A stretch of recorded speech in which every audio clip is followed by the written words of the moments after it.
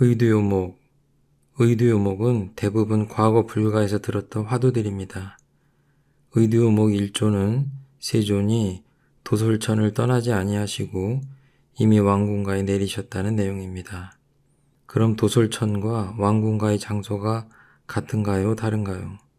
같다고 하면 거짓말입니다. 도솔천은 하늘에 있고 왕궁가는 땅에 있으니까요.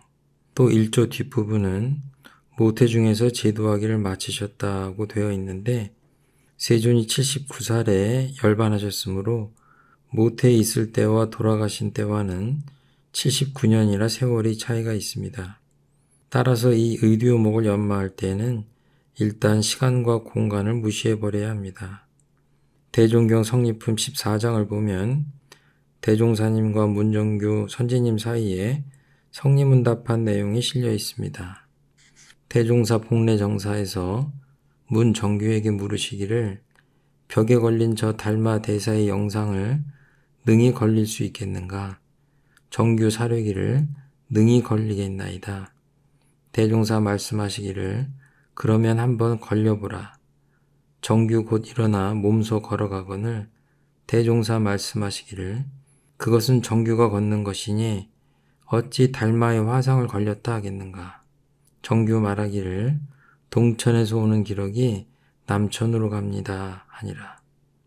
만일 그때 문정규 선진께서 동천에서 오는 기록이 남천으로 갑니다 라고 하지 않고 만일 서천에서 오는 기록이 북천으로 갑니다 하고 대답하셨다면 틀렸을까요?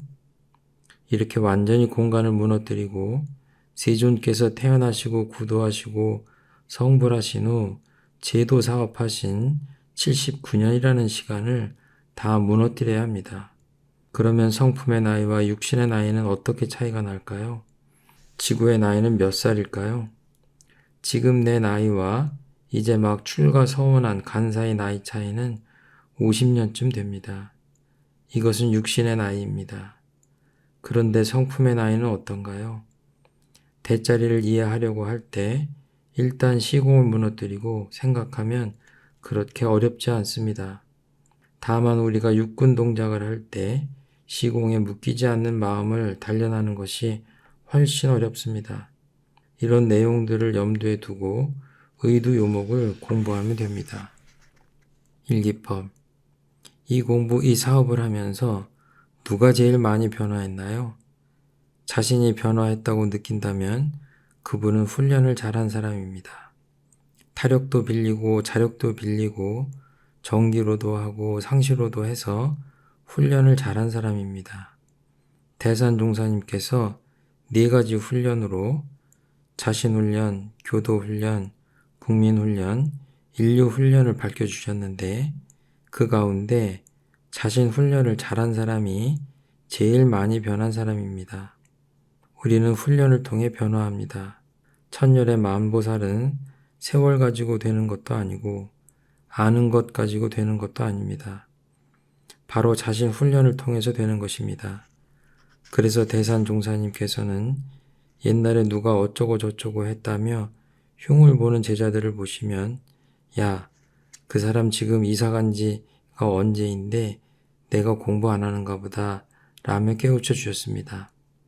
하루는 한 제자가 동지의 잘못을 지적하며 흉을 보니 대산종사님께서 야, 모르고 그랬나 보다 하며 두둔해 주셨습니다. 그러자 그 제자가 다시 아니요, 그 사람은 만날 그래요. 제가 얼마나 잘한다고요? 하고 다시 흉을 보니 대산종사님께서 어쩌다 그랬나 보다 하고 다시 두둔해 주셨습니다. 그래도 그 제자가 그치지 않고 계속해서 흉을 보자 대산종사님께서는 급기야 야, 그래도 애쓴다고 하더라. 너는 애쓰지도 않는가 보다고 하시면서 크게 깨우쳐 주셨습니다. 애쓴다고 하더라는 말씀은 애는 썼어도 아직 주소는 안 옮겨졌다는 말씀입니다. 그런데 주소가 안 옮겨졌다고 해서 공부 안 한 것으로 알면 안 됩니다. 애를 써도 업력에 따라서 주소가 안 옮겨지는 사람이 있습니다. 우리가 공부를 하다 보면 뜻대로 되지 않는 것이 많습니다. 그래서 수월하게 공부하는 사람을 보면 과거에 얼마나 잘 지었으면 저럴까 하는 부러운 생각이 듭니다. 공부인들은 육군이 다 쉬는 잠잘 때 외에는 항상 챙기는 마음이 있어야 합니다. 일이 없어도 챙기는 마음이 있어야 합니다. 그래야 일 없을 때가 좋은 시간이 되지, 일 없을 때 챙기는 마음이 없으면 좋은 시간이 될 수 없습니다. 물론 일 있을 때도 챙기는 마음이 있어야 그 일에 실수가 없습니다.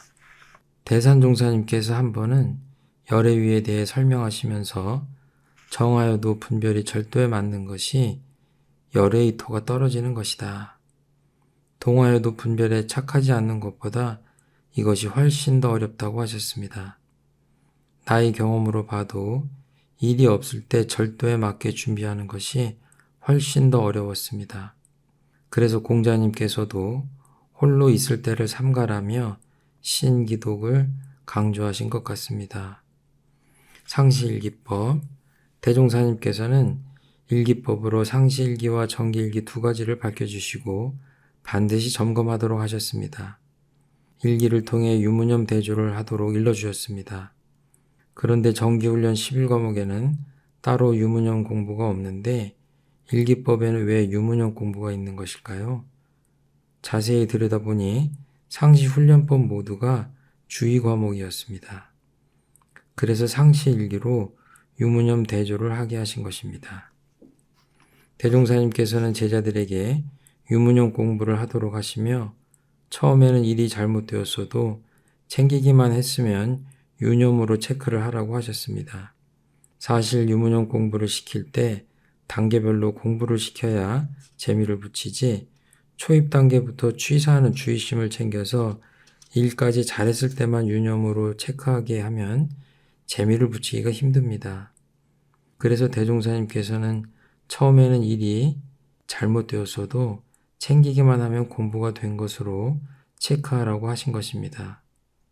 불교학자인 이기영 박사가 우리 일기법 가운데 유무념 대조하는 것을 보고 이 공부만 하면 사람들이 정말로 변화를 할 것 같다고 했습니다. 결국 훈련은 변화가 핵심입니다. 대종사님 당대 길룡리에서 언답을 막으셨던 선지님들도 훈련을 통해서 변화를 이루어내셨습니다. 선지님들께서 막으신 언답을 정부에서 사유화하라고 했는데도 지금까지도 재단법인 소유로 되어 있습니다. 국가법에 의하면 소작을 몇 년 하면 사유화가 가능합니다. 해방 후 사유화를 할 수 있는 기회가 2번 있었는데도 우리 선지님들은 이 논이 어떤 논인데 하시면서 사유화를 하지 않으셨습니다. 그분들이 훈련을 통해서 공인으로 변화하셨기 때문이라고 생각합니다. 정기일기법, 정기일기법 중에 심신작용의 처리권과 감각감상을 기재하는 것이 있습니다. 심신작용의 처리권은 남이 심신작용을 처리한 건을 기재하는 것이 아니라 자기가 심신작용을 처리한 건을 기재하는 것입니다. 남의 심신작용 처리하는 것을 보고 내가 느낀 것은 감각감상입니다. 또 심신작용의 처리권은 하려고 한 것이 아니라 처리권이기 때문에 한 것에 대해 기재를 하는 것입니다. 따라서 일면은 반성문과도 비슷합니다. 하지만 일반적인 반성문은 잘못했을 때 쓰지만 심신작용 처리권은 잘한 것도 쓰고 잘못한 것도 쓰는 것입니다. 심신작용 처리권을 쓰도록 하신 것은 당일의 시비를 감정하여 죄복의 결산을 알게 하며 시비 이해를 밝혀 모든 일을 작용할 때 취사의 능력을 얻게 함이 목적입니다. 감각, 감상을 기재시키는 것은 결국 대소유무의 이치가 밝아지는 정도를 대조하게 함입니다. 우리가 단회 등을 통해 일기를 발표할 때 심신작용의 처리권보다는 감각, 감상을 발표하는 경우가 훨씬 많은데 이것이 대종사님의 본의와 맞는 것인지 깊이 생각해 봐야겠습니다.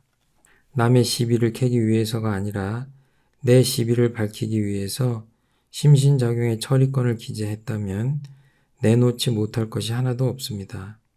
심신작용의 처리권은 대개 대타관계 속에서 일어난 일을 기재하지만 결론적으로 화살은 나에게 돌아가도록 해야 합니다. 화살이 상대방에게 돌아가도록 기재하면 내놓기가 힘듭니다. 심신작용의 처리권을 기재할 때 주의할 점은 당일의 시비를 감정할 때 나의 시비를 감정해야지 상대방의 시비를 감정해서는 안 된다는 것입니다. 심신작용의 처리권은 자기의 심신작용을 처리한 건이기 때문입니다.